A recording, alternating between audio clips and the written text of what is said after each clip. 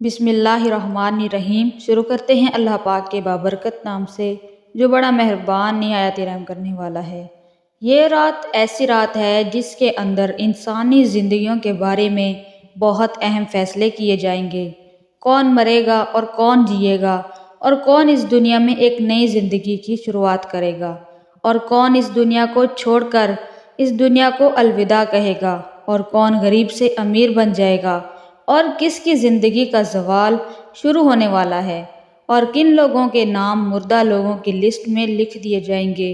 प्यारे दोस्तों, आज की इस मालूमाती वीडियो में हम आपको बताएंगे कि शब-ए कदर की हकीकत क्या है, इस रात में नामा अमाल क्यों तब्दील होते हैं, और इस रात में इंसानों के बारे में कौन कौन से अहम फैसले किए जाते हैं, और अगर खुदा न ख्वास्ता हमारा नाम भी मुर्दा लोगों की लिस्ट में लिख चुका है तो हमें क्या करना चाहिए, और इस रात कितने लोगों की मग़फ़िरत की जाएगी, और इस रात कौन से वो बदबख्त लोग होंगे जिनकी मग़फ़िरत नहीं की जाती, और हुज़ूर सल्लल्लाहु अलैहि वसल्लम ने इस रात को कौन कौन से अमल करने का इशारा फरमाया, और बहैसियत मुसलमान हमको शब बारात किस तरह गुजारनी चाहिए।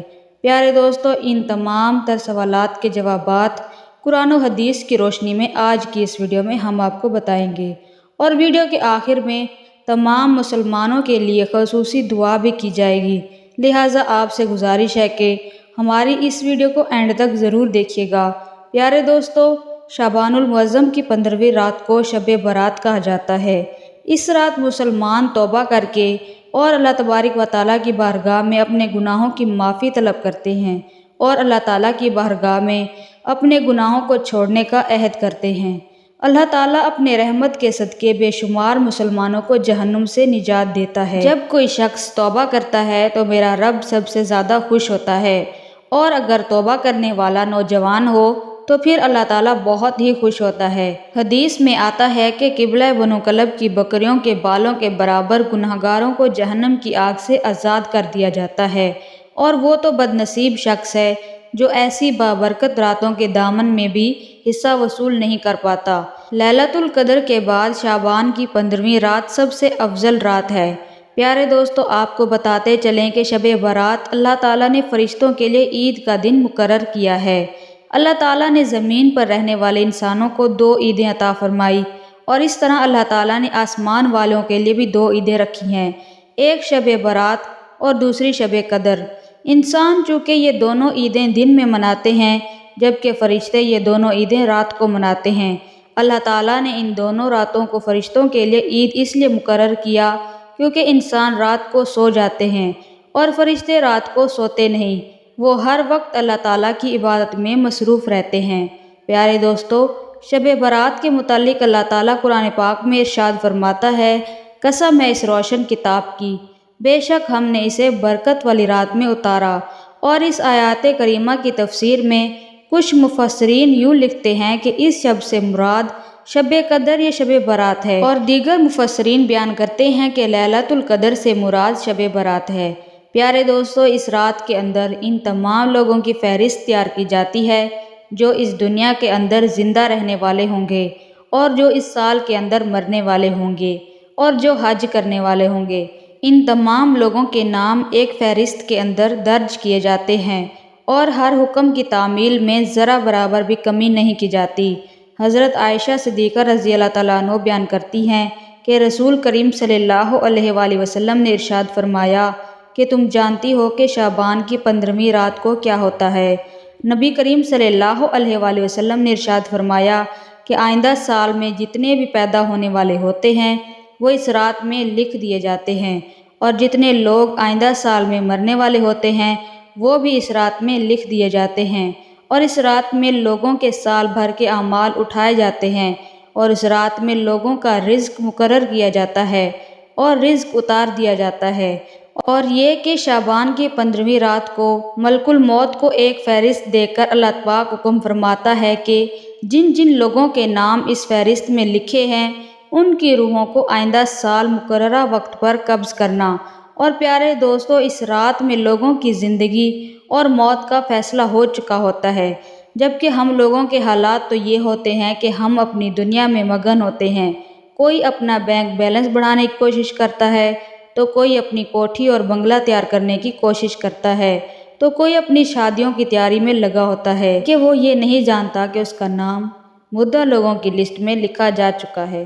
حضرت محمد صلی اللہ علیہ وآلہ وسلم نے ارشاد فرمایا کہ ایک شعبان سے دوسرے شعبان تک لوگوں کی زندگی منقطع کرنے کا وقت اس رات میں لکھا جا چکا ہوتا ہے، یہاں تک کہ انسان شادی بیاہ کرتا ہے اور اس کے بچے پیدا ہوتے ہیں، حالانکہ اس کا نام مردوں کی فہرست میں لکھا جا چکا ہوتا ہے۔ شب برات کی ایک بہت بڑی خصوصیت یہ بھی ہے کہ اس رات میں اللہ تعالیٰ بے شمار لوگوں کی بخشش فرماتا ہے، جیسا کہ حضرت عائشہ صدیقہ رضی اللہ تعالیٰ عنہ بیان کرتی ہیں کہ ایک رات میں نے حضور اکرم صلی اللہ علیہ وآلہ وسلم کو اپنے پاس نہ پایا، تو میں آپ کی تلاش میں نکلی۔ میں نے دیکھا کہ حضور صلی اللہ علیہ وآلہ وسلم جنت البقیع میں تشریف فرما ہیں، اور آپ صلی اللہ علیہ وآلہ وسلم نے ارشاد فرمایا، کیا تمہیں یہ خوف ہے کہ اللہ تعالیٰ اور اس کا رسول تمہارے ساتھ زیادتی کریں گے؟ میں نے کہا، حضور صلی اللہ علیہ وآلہ وسلم، مجھے یہ خیال ہوا کہ شاید آپ کسی دوسری اہلیہ کے پاس تشریف لے گئے ہیں۔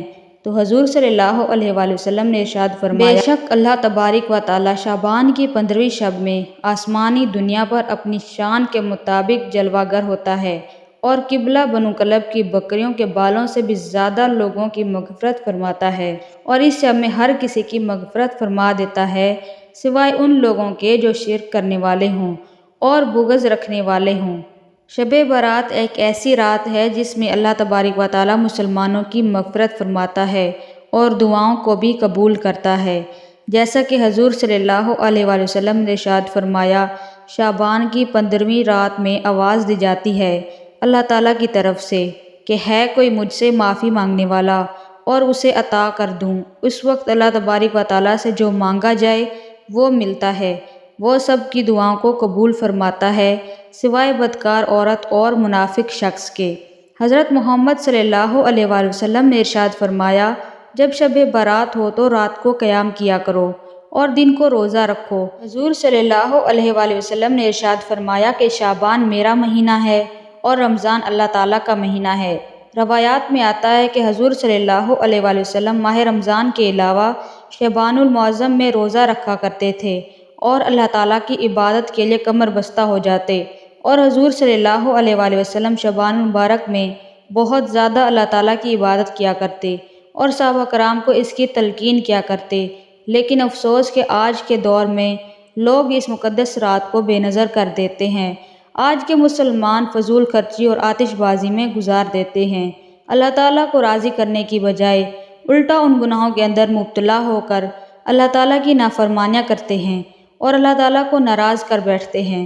پیارے دوستو، اس رات کے اندر ہمیں کثرت سے اللہ پاک کی عبادت کرنی چاہیے اور ہمیشہ کے لیے اپنے گناہوں سے توبہ کرنی چاہیے، کیونکہ ہو سکتا ہے کہ ہمارا نام بھی ان لوگوں کی فہرست میں لکھ جا چکا ہو جو اس سال مرنے والے ہیں۔ ہم اپنے تمام گناہوں سے توبہ کریں اور اللہ تعالیٰ کی بارگاہ میں اپنے گناہوں کی معافی طلب کریں۔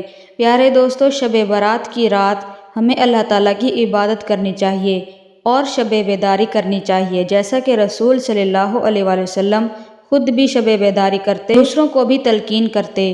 اللہ تعالیٰ سے دعا ہے کہ اے رب کریم، ہماری خطائیں معاف فرما۔ اے اللہ، ہم مانتے ہیں کہ ہم گنہگار ہیں، مگر اپنے در سے محروم نہ کرنا۔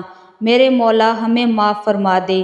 اے آسمان اور زمین کے مالک، اے پہاڑوں اور سمندروں کے مالک، اے اللہ، ہماری خطاؤں کو معاف فرما۔ یا اللہ، موت کی سستی سے بچانا۔ ہماری روح جب اس دنیا سے رخصت ہو، اے اللہ، تجھے ملنے کے لیے اسے کوئی شرمندگی نہ ہو۔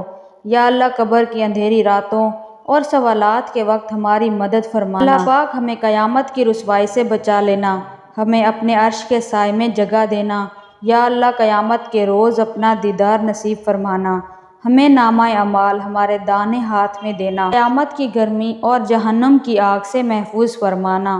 اے پاک پروردگار، ہمیں سب مسلمانوں کو نبی پاک صلی اللہ علیہ وآلہ وسلم کی شفاعت نصیب فرمانا۔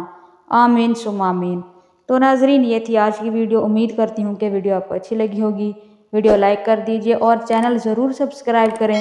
ملتے ہیں اگلی ویڈیو میں، اپنا بہت سارا خیال رکھیے گا۔ تب تک کے لیے اللہ حافظ۔